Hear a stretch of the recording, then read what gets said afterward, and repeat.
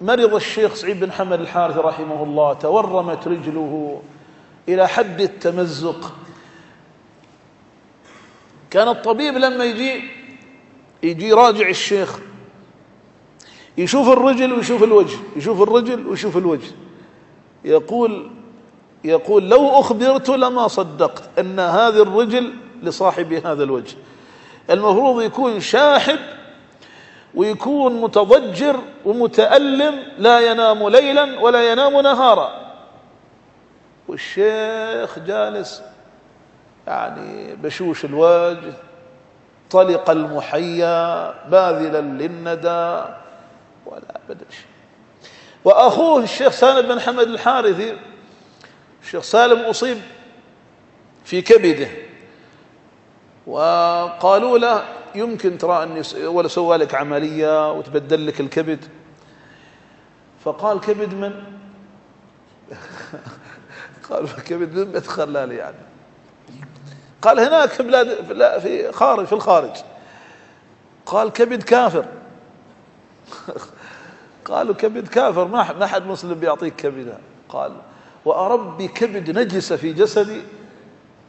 لا والله لا أقبل. يقول ما أقبل.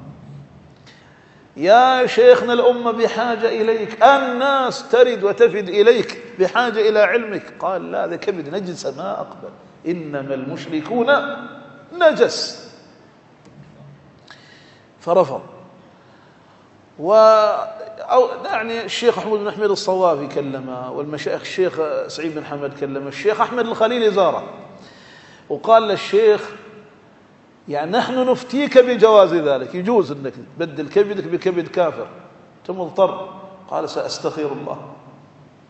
بعد ما واستخار قال وأرى الخيرة في عدم العملية، ما أسوي كبد كافر. كان الطبيب كذلك يقول المفروض أن الشيخ سالم هذا لا ينام ليلا ولا نهارا من السهر والألم، والشيخ لم يسمع له أنينا ولا شكوى أبدا. رفعة في الدرجات.